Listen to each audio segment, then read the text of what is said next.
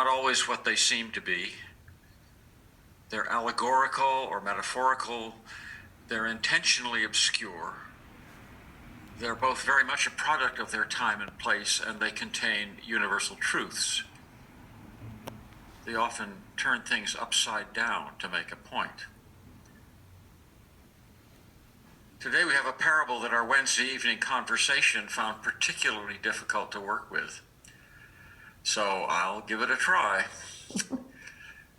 A personal note, I come to the parable of the talents warned by theologian William Stringfellow.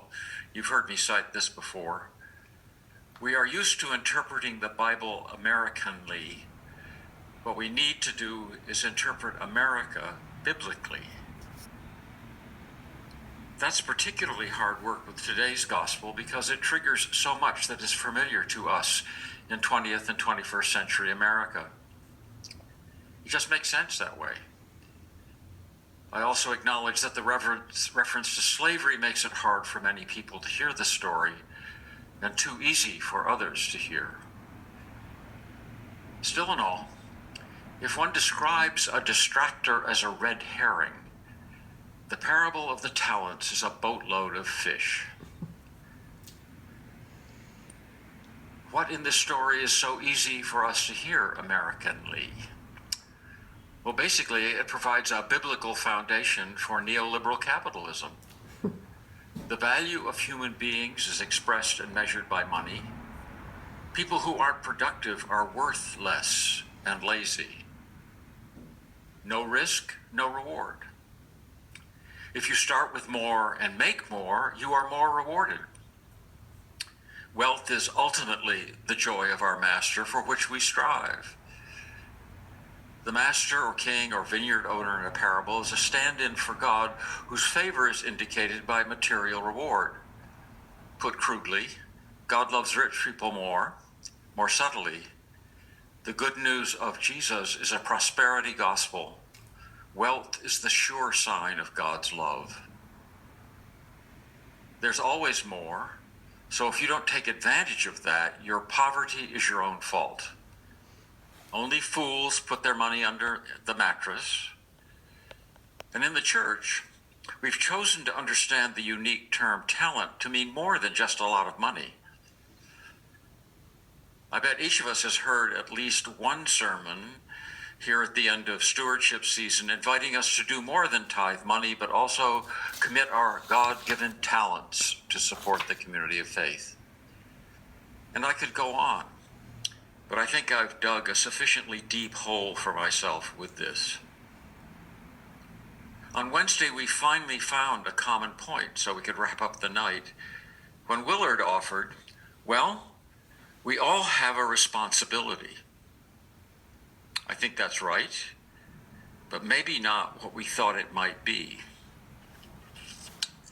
I'm deeply indebted to a little-known biblical scholar, Bruce Molina, who specializes in drilling down on the social, political, and economic context in which Jesus lived and taught.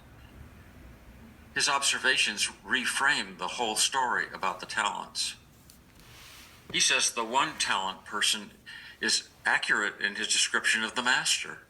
A harsh and angry man, reaping where he did not sow, and gathering where he did not scatter. Clearly, this guy is not a stand-in for God. Rather, a person whose wealth comes from taking from others their crops, goods, and ultimately their ancestral land. He is therefore not the benefactor of his slaves, but their role model for achievement. Today, in our economy of a vast wealth gap, hostile takeovers, quashing competitors, and sweating workers, we can find familiar, highly rewarded masters and their striving minions all around us.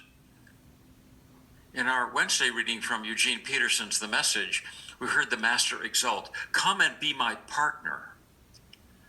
The first two slaves were his kind of folk. There was no stock market or joint ventures. Their productivity was based on the same malignant practices as the master. Partnering together with the same rapacious approach, they can grab even more. So what then of the wicked and lazy slave?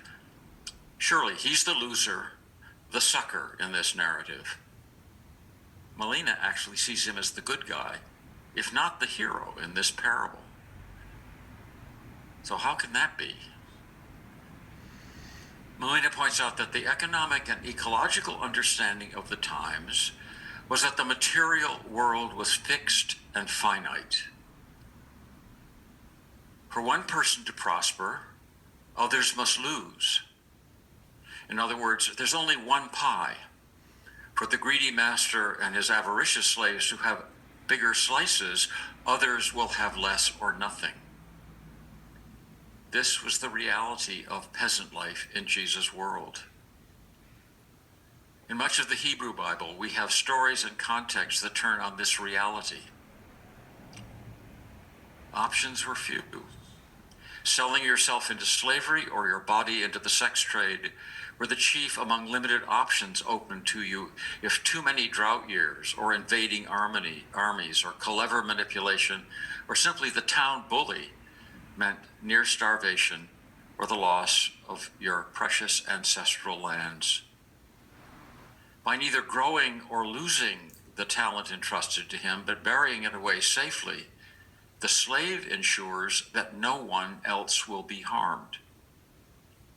He does the right thing, not just for himself, but for the community in which he lives. There is a lesson here about responsibility. But we know better, don't we? We embrace, promote, and benefit from a society, an economy, and an ecology of endless growth. Another one of our myths is that a rising tide lifts all boats. Everyone can win because there's not just enough, there's always more. So if you don't win, then clearly it's your problem. You're indeed a loser and a sucker. Except all that is based on a lie. We're finally beginning to understand what voices from the crypto-communist liberal left have been professing for years. We live on a finite planet. Overconsume one thing, something else is lost. We've been told for years that if China, India, and all the developing economies in Africa achieve the current level of consumption in the United States, the Earth will soon be another lifeless round rock with some sort of atmosphere orbiting another dying star. And yet we still invest and gamble and consume, counting on endless growth with our 5 or 2 talents. The cautious slave shows us the way of love, not of object or person, but for the whole human community. That beloved community is what the returning master of the second coming and many other of Jesus' parables hopes to find. In Eucharistic Prayer C, which is seldom used at All Saints, there is this striking affirmation that in our creation, humankind is gifted with memory, reason, and skill. Our Creator equips us to live fully in healthy relationship with all others, or to enable us to be the one species that can destroy life on Earth, our island home. Oh, if we could only learn from the example of the prudent slave. To call out the causes of and response to the climate crisis is not being political, a frequently heard critique in and of churches. It is the gospel in action in our day. And Willard, it is a God-given responsibility.